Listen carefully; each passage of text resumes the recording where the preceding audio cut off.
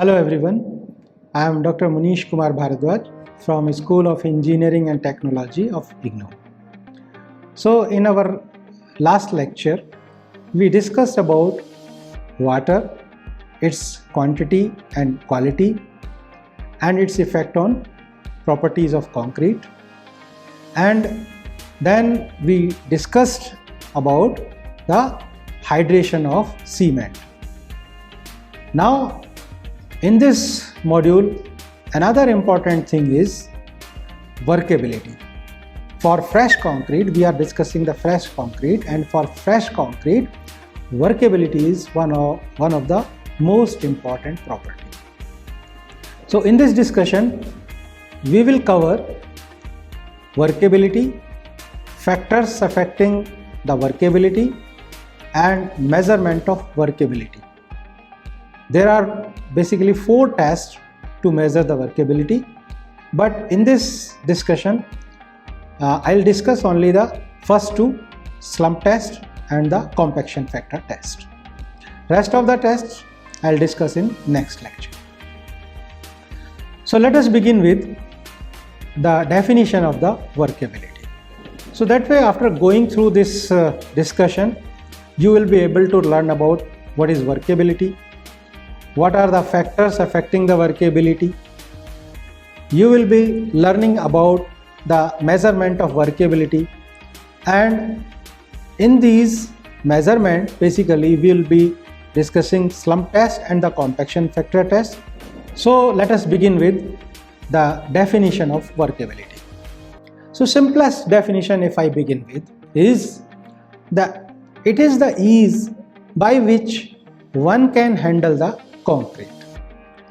And as you know, handling of concrete includes all the operations performed on fresh concrete, that is mixing, transporting, placing, compacting and finishing. So that way you can say that it is the ease by which you can perform all the concreting operations. If we go to the definition given by the code IS 461 Part 7 1973, as per the code, the workability can be defined as that property of freshly mixed concrete or mortar which determines the ease and homogeneity with which it can be mixed, placed, compacted and finished. So this is the definition given by the code. Now another definition, you can say that technically you can define the workability of concrete as that property of concrete which determines the amount of useful internal work necessary to produce full compaction, that is with least voids. Full compaction means least voids, means amount of voids left is minimum, then we will call it as a full compaction. So that way, these are the 3 different definitions you can define the workability that way. Workability of concrete by compaction factor test is determined on the basis of this definition of workability. This definition means this technical definition, which you can say that amount of useful internal work. This we measure in compaction factor test. Now workability is one of the important properties of fresh concrete, as you know. It is responsible for quality of concrete, means it will govern the various properties of the concrete and the quality of the concrete. Adequate workability improves the desirable properties of concrete, that is compaction, finishing, etc. It reduces undesirable properties like segregation and bleeding of the concrete. Means if concrete mix is properly workable, then there are less chances of segregation and bleeding. Requirement of workability is different for different type of work. Means if you are doing concreting in foundation, then workability requirement will be different. If you are doing concreting in column, then it will be different. If you are doing mass concreting, then workability requirement will be different. So that way the nature of work will decide the workability requirement of the concrete mix. Concrete which is most workable for mass concrete may be non-workable for heavily reinforced concrete member. So this is the difference basically, that for all works you cannot have the same workability of the concrete mix. As you just now saw that the concrete mix which is workable for mass concreting work, it may not be workable for heavily reinforced member. Workability of concrete apparently has two main components. First is consistency, second is cohesiveness. So these are the two important components of the workability. Consistency is related with the ease of flow of concrete, means how easily concrete can flow, and cohesiveness describes the tendency of concrete not to bleed or segregate. So this means the mix is cohesive, means the ingredients are not separating. All ingredients are remaining at one place, properly distributed. That is the cohesiveness. Now, workable concrete should have sufficient consistency to provide ease of flow for smooth placement and effective compaction. So this is the benefit of having the sufficient consistency, and it should possess sufficient cohesiveness to avoid bleeding or segregation or harshness of concrete mix. So these are the two important components, consistency and cohesiveness. Workability of concrete depends upon mainly water content, shape, size and grading of aggregate, ratio of coarse and fine aggregate, and use of admixtures, if any. Means if you are using admixtures, certainly that will govern the workability of the concrete. As it is difficult to quantify the workability by carrying out a single test, several tests are available to determine the workability of concrete mix, like slump test, compaction factor test, flow test, VB consistometer test. So these are the tests which we can use for measuring the workability of the concrete. Let us see what are the factors affecting the workability. These factors are water content, cement content, aggregate cement ratio, size of aggregates, shape of aggregates, grading of aggregates, water absorption of aggregates, temperature, time and admixtures. These are the factors which may affect the workability. Let us discuss these one by one. First, we start with water content. The ease of flow of concrete mix governs the workability, as you know. And the ease of flow can be achieved by reducing the internal friction between the particles of concrete. Means the friction, internal friction which is there between the ingredients of the concrete. So if we can reduce this internal friction, then we can increase the workability. Increasing the lubrication of the surface of aggregates can reduce the internal friction of particles. So this is the way how we can reduce the internal friction of particles, that we can increase the lubrication of the surface of aggregate. So by doing so, we can reduce the internal friction of particles. Water content of a concrete mix plays an important role in increasing the lubrication between the particles. So here the role of water comes into the picture, that this water can act as a lubricant between the particles, and more is the quantity of water, better will be the workability. But excess quantity of water has severe adverse effect on quality of concrete. With the increase in quantity of water, water-cement ratio also increases, hence the strength of concrete decreases. So as you know that strength of concrete depends upon water cement ratio. So if you are increasing the water quantity of water, then water cement ratio increases, and as you know that with increase in water cement ratio, strength of concrete decreases. So that way quantity of water should not be beyond a certain limit.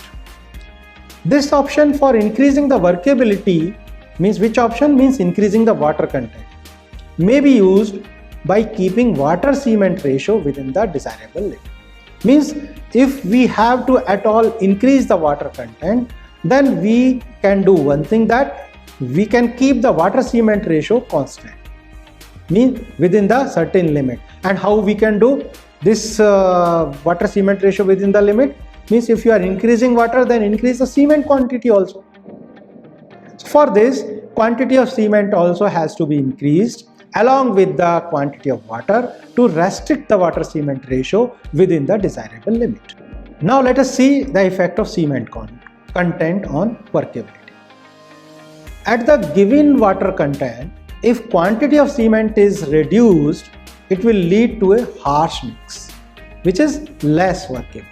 Means amount of cement if you are reducing for a fixed quantity of water, then it will lead to the harsh mix. Concrete will be less workable. There are certain difficulties in handling the harsh mix, such as, what are these difficulties? Difficulty in compaction, difficulty in finishing, means you will get a poor finishability, then the presence of more voids will be there. These are the problems working with the harsh mix. Large quantity of cement within certain limit increases the cohesiveness, hence the workability of concrete mix increases. Undue large quantity of cement will lead to uneconomical mix and will also increase the shrinkage of concrete. So here you see that if you increase the quantity of cement, then you are getting the more workable mix, but there is a certain limit. If you are going beyond that limit, means if you are increasing the quantity of cement more than that limit, then what will happen? First, it will be uneconomical mix, means you will be spending more money, and also it will increase the shrinkage of concrete, because a large amount of cement in the concrete mix means the increase of the shrinkage of the concrete. Let us see the effect of aggregate cement ratio. Aggregate cement ratio also plays an important role in governing the workability of concrete mix. It is necessary to maintain the adequate aggregate cement ratio in order to ensure the availability of sufficient quantity of cement paste for providing the lubrication. Means sufficient quantity of cement paste should be there, which provides the lubrication.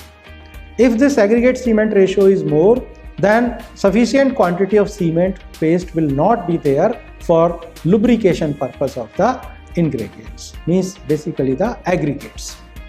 For high aggregate cement ratio, that is for lean mix means in which the cement content is less.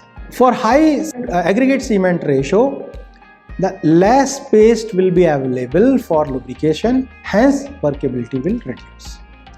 For low aggregate cement ratio, means in which aggregate is aggregate is low and cement is more, then low aggregate cement ratio means the mix is rich, having the more cement content, the workability improves because more paste will be available for lubrication purpose.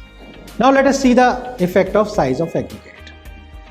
The lubrication action may be increased by reducing the total surface area of the aggregates, which is mainly responsible for causing the internal friction between the particles. Because you know that where from the internal friction will come into the picture. The friction will be at the surface of the aggregate.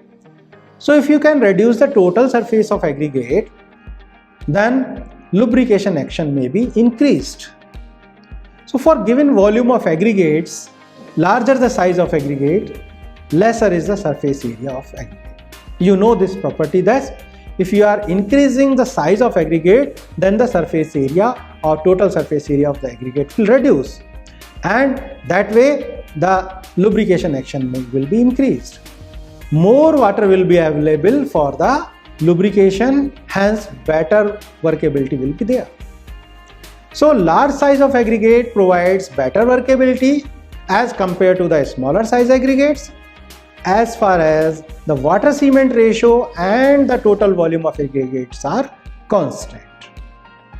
So this is the effect of size of aggregate. Now let us see the effect of shape of aggregate. You know that aggregates are available in various shapes, and rounded aggregates provides better workability as compared to the angular aggregates. Why? Because rounded aggregates provide less surface area and less internal friction as compared to the angular aggregates. So more water will be available for lubrication, hence we will get a better workability. But by using round aggregates, there is also a problem. What is that problem? Problem with the bond between the aggregate and the cement paste. That this round aggregates, the bond strength between the aggregate and the cement paste is reduced. Angular aggregates and the aggregates with rough surface provides better bond due to more surface area, hence gives better strength to concrete. But as you know that these aggregate gives the less workability to the concrete. Now let us see the effect of grading of aggregates. You know that grading of aggregate, well graded aggregate, poorly graded aggregate, gap graded aggregate. So these are different type of grading for aggregates. So well graded aggregates with adequate contribution to all size of aggregates have fewer voids as compared to poorly graded aggregate. Means you compare the well graded aggregate and the poorly graded aggregate, then well graded aggregate which is having adequate contribution of all size of aggregate, then it will have fewer voids. Then what will be the effect? More paste will be available for lubrication purpose, hence workability is improved. Also, because of less voids, what will happen? That it will give more dense concrete, and that too by providing least compaction effort. Means you have to give less compaction effort, and by at this less compaction effort also we will get more dense concrete, and more dense concrete means good strength of the concrete. Now let us see the effect of water absorption of aggregates. Water absorption of aggregates increases with the porosity of aggregate. Means how much water aggregate can be absorbed by the aggregates. It depends upon the porosity of aggregates. More porous aggregate will absorb more water. So the porous aggregate will have greater demand of water, hence less water will be available for lubrication purpose. Means if we are using the porous aggregate for making the concrete, then it will absorb water which we are using for making the concrete, and that way less water will be available for lubrication purpose. So it reduces the workability of concrete if this factor is not taken account in determining the quantity of water. Means if by chance such aggregate is being used for making the concrete, then we have to take into account this factor, that how much amount of water will be absorbed by the aggregate, and we have to make up for this absorbed water. Means we have to add more water for making the concrete so that workability is not affected.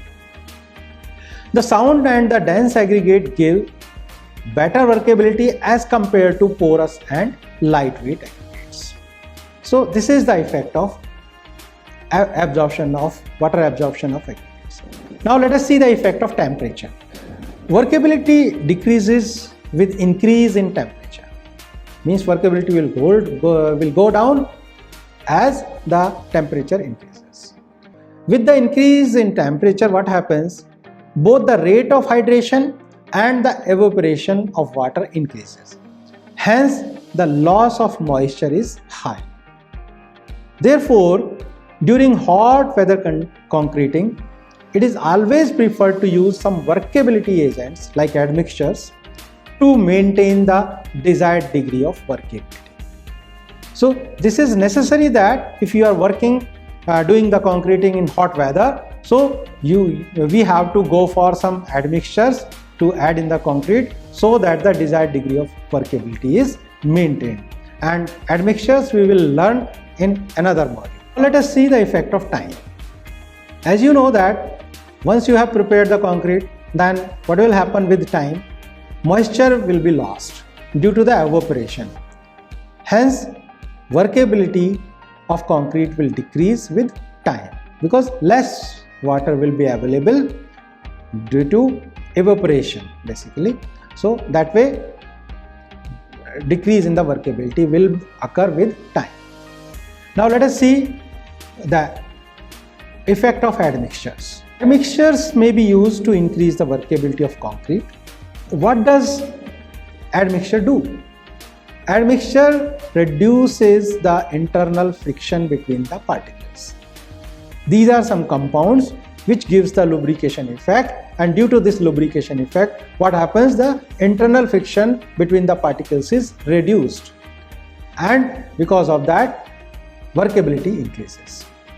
And various admixtures like plasticizers, superplasticizers, air entraining agents can be used for increasing the workability. And about these admixtures we will learn in another module in detail. Now we move to the measurement of workability. How the workability is measured. So as I told you in the beginning, there are 4 tests available for measurement of workability: slump test, compaction factor test, flow test, VB consistometer test. But here in this particular lecture we will be discussing the first 2. Rest we will be discussing in the next lecture.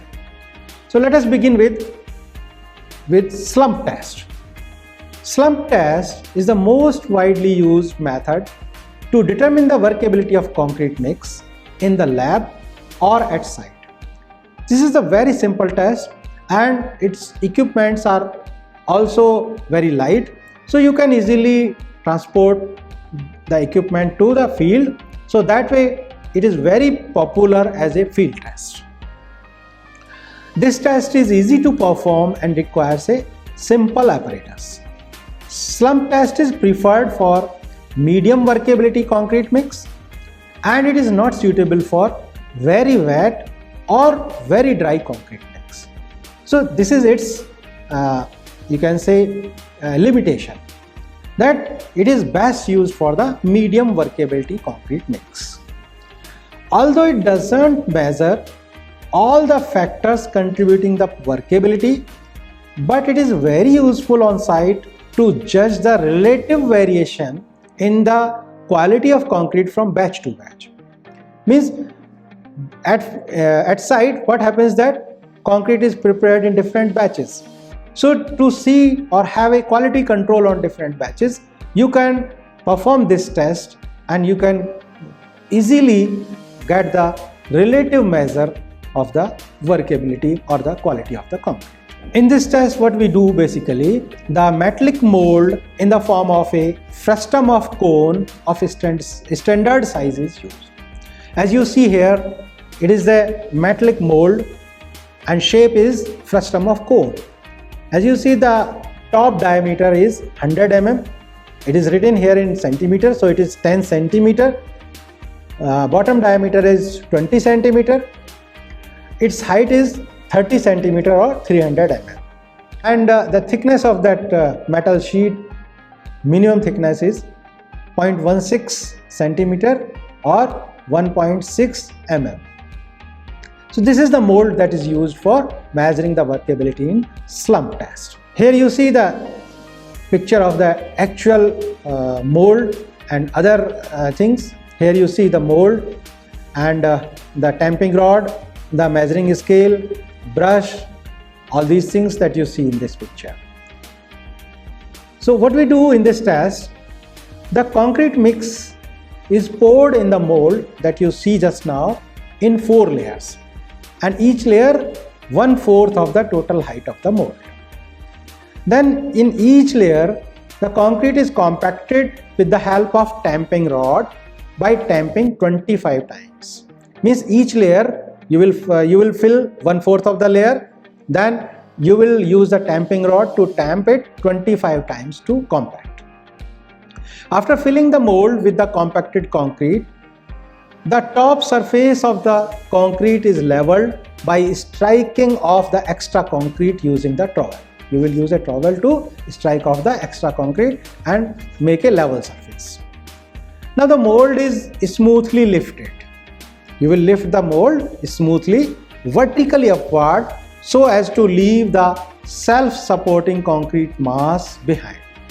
Means what will happen, that you will be lifting the mold smoothly upward and the concrete mass will be left behind. Then what will happen to this concrete mass? Immediately after removing the mold, the concrete mass gets subsided. It will subsidence of the concrete mass will occur. So there will be a reduction in the height of this concrete mass. And this reduction in the subsidence or the reduction in the height, that is basically the slump. So the height in mm by which the concrete mass subsides is called the slump of concrete, which represents the workability. And that way we associate this slump with the workability of the concrete.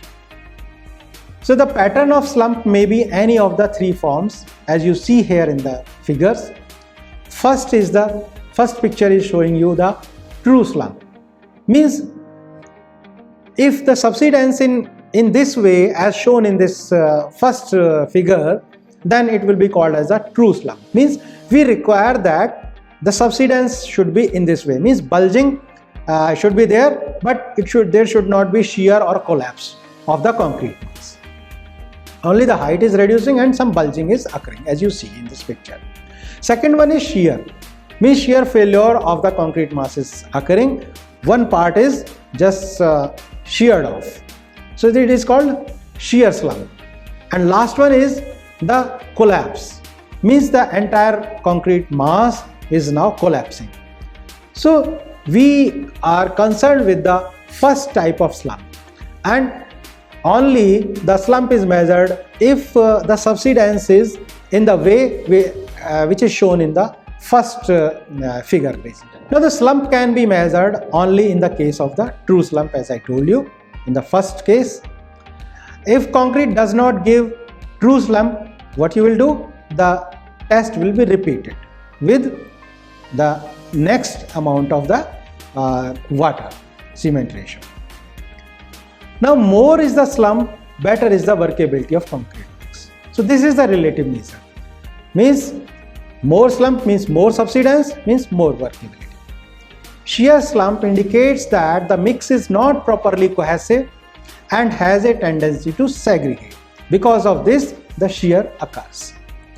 Collapse slump indicates that the concrete mix is very wet or lean. So that way collapse is occurring. So that way it is not workable.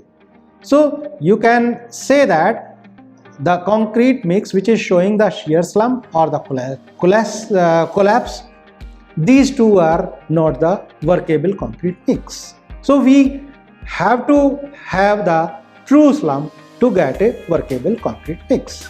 Excessive wet concrete mix will have flowability, whereas the lean mix will have less cohesion and inadequate consistency.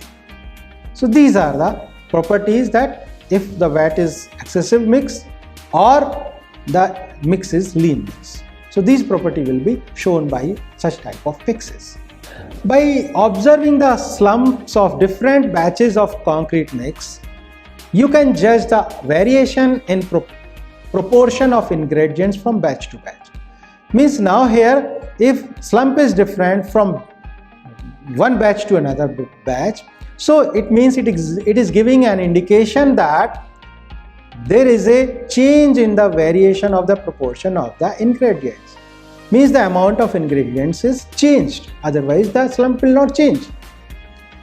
Either water is increased or decreased, or cement content is more or less, or aggregate content is more or less. That way only this slump will change. If the proportion is fixed, if it is remain, the quantities of the ingredients of the concrete is same, then it will not change. So it will give, if the slump is changing, then it will give an indication that from one batch to another batch, some change in the proportion of the ingredients is there. Greater the slump indicates the increase in water content. If true slump turns to shear slump, then it indicates that the quantity of cement is reduced or mix is harsh. Similarly, the collapse slump indicates sudden increase in water content in the concrete mix. Hence, the test is very useful in ensuring the quality control on the mix proportion. So that way, you can control the mix proportion, or you can easily observe that there is a change in the mix proportion if the slump is changing. Now let us see another test for workability, which is compaction factor test. This test is more efficient and precise in determining the workability as compared to slump test. It is more suitable for the concrete mixes of very low workability, which is generally compacted by vibration. So for such type of concrete mixes, it is difficult to measure the workability by slump test, as they do not give any slump. So in these cases, this test is very important. Here you see the equipments for measuring the workability for compaction factor test, and different typical dimensions are given. Here, as you see in this picture, there are two hoopers. First hooper, which is A, B is the second hooper, and C is the basically cylinder in which finally the concrete will go. So the dimension of the first hooper, you see the top diameter is 25 cm, bottom diameter is 12.5 cm, and the height of hooper is 27.5 cm. And the gap between the first hooper and the second hooper H1 is 20 cm. Similarly, here the top diameter of second hooper is 22.5 cm, bottom diameter is 12.5 cm, and height of this hooper is 22.5 cm. And the gap between the second hooper and the cylinder is H2 is 20 cm. And the height of the cylinder is 28.5 cm, and diameter of the cylinder is, measuring cylinder is 15 cm. So this is the equipment. Here you see the actual equipment as I described you, the hoopers and the cylinders. So the workability is measured by determining the degree of compaction achieved by a standard amount of work done for compaction of concrete by allowing the concrete to fall through a standard height from hooper A to hooper B, and then from hooper B to the cylinder C. The degree of compaction achieved through this test is called compaction factor. So degree of compaction is expressed as the compaction factor. The degree of compaction, that is the compaction factor, it is determined by determining the ratio of two densities. What are these two densities? Density of concrete achieved through this test and the density of the same concrete after full compaction. For this, what we do? Hooper A is filled up with concrete mix up to the top first. Then we open the trap door of the hooper A. Then the concrete fall into the hooper B. Now we open the trap door of the hooper B. Then concrete is allowed to fall in the cylinder C. And the concrete thus received in the cylinder had been compacted by the standard amount of the work by falling through hooper to hooper and finally from hooper to the cylinder. The concrete in the cylinder is then flushed with the top of the cylinder by using the trowel. So Remove the excess concrete from the top of the cylinder by using the trowel. Weigh the partially compacted concrete after cleaning the side of the cylinder. Why we are calling it as a partially compacted? Because we have not compacted it and we have not ensured that it is fully compacted. Only we are using the compaction by dropping from certain height from hooper to hooper and hooper to the cylinder. So that way it is partially compacted concrete. Let the weight of the concrete in the cylinder is W dash, which is equal to the weight of the cylinder with concrete minus the weight of the empty cylinder. So that way we will get the weight of the concrete in the cylinder. Now we will fill the cylinder with the same concrete mix in 4 layers, each layer 1/4 of the height of the cylinder. Then we will compact it 25 times using the tamping rod, and that way we will fill each layer, and finally we will weigh it. Let the weight of the fully compacted concrete in cylinder is W, which is equal to the weight of the cylinder with concrete minus the weight of the empty cylinder. So the compaction factor will be given by the formula compaction factor CF equal to W dash upon W. Means the weight of the concrete in partially compacted form divided by the weight of the concrete in fully compacted form. So this will give us the compaction factor. So this test relates the workability requirements more closely as compared to the other tests. Now let us see the limitations of this test. The compaction effort provided in this method does not match with any compaction methods that are used at site. This is the first limitation. The compacted concrete sample being blind means you cannot see the concrete inside the metallic cylinder. So you cannot observe whether the compacted concrete is free of segregation or not, because means inside the cylinder we cannot see whether the concrete is free of segregation or not.